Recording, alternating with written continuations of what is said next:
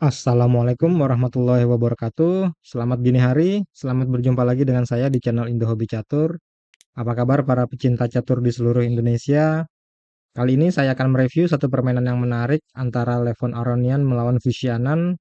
Permainan berlangsung dalam ajang Tata Steel Chess 2013 di ronde keempat di Wijk aan Zee, Belanda. Game ini salah satu dari beberapa game terbaik yang dimainkan oleh Anand. Bahkan menurut Magnus sendiri ini adalah game terbaik dari Anand. Mari kita lihat seperti apa permainannya.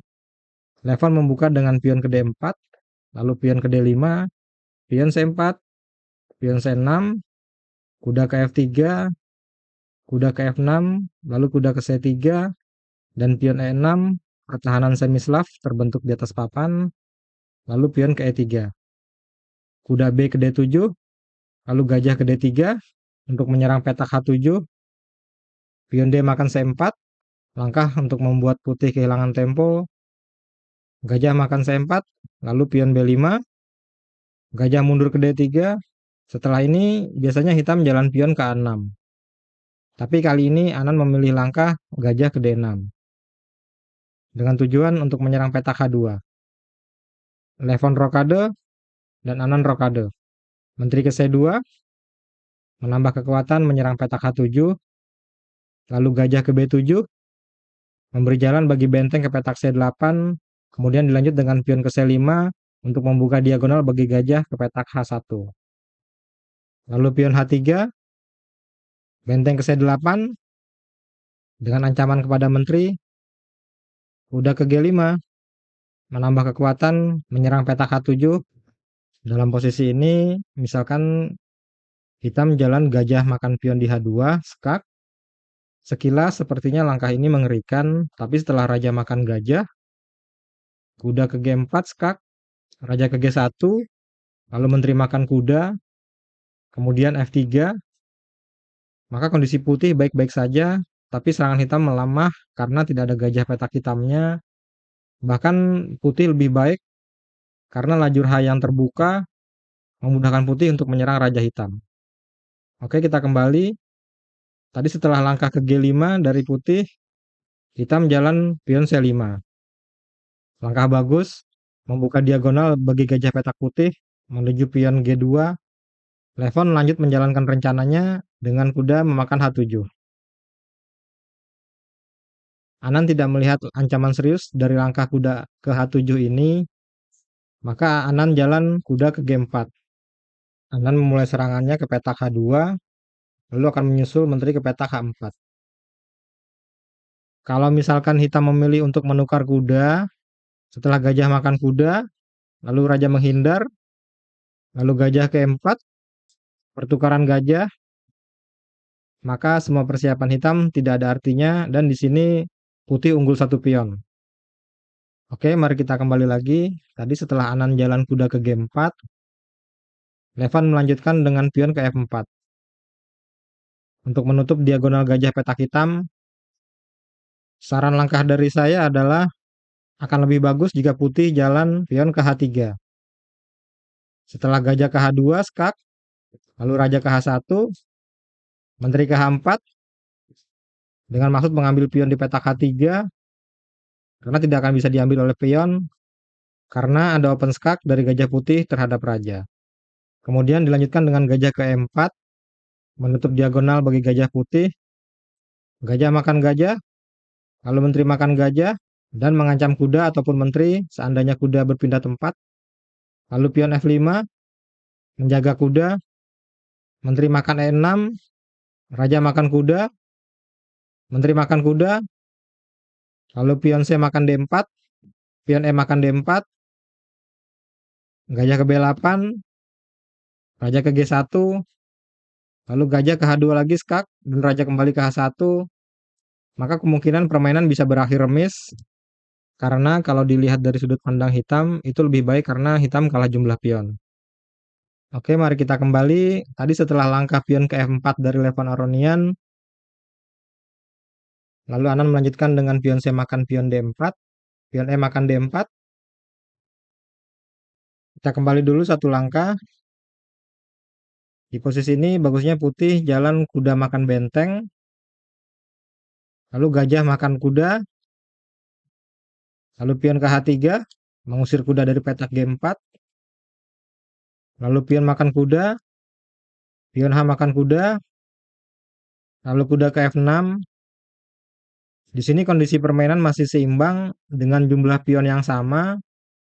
Hitam punya sepasang gajah dan putih juga memiliki dua benteng. Meskipun hitam punya inisiatif serangan, tapi putih juga punya serangan balik melalui lajur H yang terbuka. Oke, kita lanjutkan. Tadi setelah pion E makan pion D, kemudian Anan melanjutkan dengan gajah ke C5. Ini adalah langkah terbaik dari Anan. Kemudian langkah yang dimainkan dari Levon adalah gajah ke E2. Ini adalah kesalahan fatal dari Levon. Langkah lain, misalkan putih jalan pion makan gajah, lalu kuda makan pion, kuda makan benteng di F8 dengan maksud untuk mengurangi kekuatan hitam, lalu kuda makan gajah untuk menambah kekuatan di petak F2, lalu pion H3, usaha putih untuk mengamankan rajanya, menteri ke D4, raja menghindar ke H1, kuda D ke F2, benteng makan F2, lalu kuda ke F2, raja ke H2, lalu raja makan kuda, menteri ke H7, kuda ke D3, memberi jalan menteri ke petak F2 untuk ancaman skakmat di petak G2, kemudian menteri ke H8, skak, raja ke E7, menteri ke H4, mengancam raja dan juga menjaga petak F2, kemudian F6, menteri ke G3, mengancam pion di petak G7, lalu raja ke F7, lalu gajah ke E3. Maka permainan juga menjadi seimbang. Serangan hitam di sini sukses diredam dan putih kini bisa mengaktifkan perwiranya satu persatu. Misalkan benteng bisa keluar ke petak B atau ke petak E. Oke, mari kita kembali. Tadi setelah gajah ke E2 dari Levon, lagi-lagi Anan mendapatkan langkah terbaiknya. Bisa dibilang ini adalah langkah terbaik dalam permainan ini. Dan di sini Anan menggunakan prinsip dari Mikhail Tal. Jika kedua perwiramu terancam, maka berikan perwira yang ketiga karena pada akhirnya lawanmu hanya bisa mengambil satu. Dan Anan pun menjalankan kuda ke petak E5. Di sini kondisi putih benar-benar hancur. Langkah apapun tidak banyak membantu. Di sini putih ada beberapa pilihan langkah. Saya akan jelaskan satu persatu. Yang pertama adalah putih mengambil kuda di E5. Kemudian dilanjut dengan menteri ke D4, skak. Raja ke H1, menteri ke G1, skak. Benteng makan menteri, dan skakmat di petak F2 oleh kuda. Putih kalah lebih cepat. Atau yang pilihan kedua adalah dengan pion D makan C5. Lalu menteri ke D4, skak. Raja ke H1, kuda ke F2, skak. Tentunya ini harus dimakan oleh benteng. Benteng makan kuda. Menteri makan benteng dengan ancaman skak di petak G2. Misalkan saja putih jalan gajah ke petak F3 dengan maksud menutup diagonal gajah putih. Tapi raja putih skakmat di petak F1. Atau pilihan ketiga yaitu adalah gajah ke F3 langsung menutup diagonal bagi gajah petak putih. Dan menteri juga membantu menjaga petak F2 dan G2. Kemudian dilanjut dengan gajah makan pion, raja ke H1, lalu menteri ke H4, pion ke H3, menteri ke G3 dengan ancaman skakmat di petak H2. Lalu misalkan putih melanjutkan dengan gajah makan kuda. Setelah kuda makan gajah, lalu pion makan kuda, maka skakmat di petak H3. Oke, kita kembali lagi. Setelah langkah kuda ke E5 ini, Levon membalas dengan gajah memakan kuda di G4. Kemudian gajah makan D4, raja ke H1, kuda makan gajah, kemudian kuda makan benteng di F8. Anan melanjutkan dengan pion ke F5, kuda ke G6, lalu menteri ke F6. Setelah ini putih jalan pion ke H3. Misalkan saja kalau putih jalankan kuda ke petak E5, maka tentu saja kuda memakan pion di H2. Langkah pamungkas mengakhiri pertahanan putih. Jadi setelah langkah ini, tidak mungkin putih bisa selamat dari serangan hitam berikutnya. Oke, kita kembali lagi. Putih jalan pion H3, lalu menteri makan kuda di G6. Di sini putih tidak bisa mengambil kuda karena pasti akan skakmat di lajur H. Lalu Levan melanjutkan dengan menteri ke E2, menyerang kuda sekali lagi dengan menteri. Lalu menteri ke H5, dengan ancaman skakmat di petak H3. Menteri ke D3, ini adalah langkah kalah dari Levon. Maksud Levon adalah untuk melindungi pion di H3, tapi alternatif lain juga tidak akan merubah hasil permainan. Misalkan saja putih memainkan benteng ke petak F3, setelah kuda ke F2, skak. Jika benteng memakan kuda, menteri makan pion H3, skak. Raja ke G1, maka akan skakmat di petak G2. Atau jika raja pindah ke H2, kemudian gajah makan benteng, menteri makan gajah, menteri makan menteri, lalu pion makan menteri, gajah makan kuda, pion makan gajah, lalu benteng mengambil pion, mengancam gajah di petak C1, maka tidak ada jalan keluar bagi gajah. Misalkan saja gajah keluar ke petak D2, setelah benteng ke petak C2, mengancam gajah.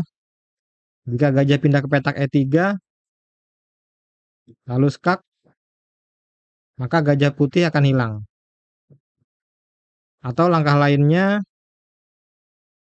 jika gajah pindah ke petak B2, lalu benteng ke C2, dijaga oleh benteng di B1, lalu kuda pindah ke petak D3, mengancam gajah 2 kali, dan ini juga skak dari benteng, maka putih pasti kalah karena akan kehilangan 2 perwiranya. Oke, tadi setelah langkah menteri ke D3, Anan melanjutkan dengan langkah bagus lagi, yaitu gajah ke E3. Dan di sini Levon Aronian menyerah dikarenakan menteri tidak bisa lagi melindungi petak H3, jadi pasti akan skakmat dalam beberapa langkah ke depan.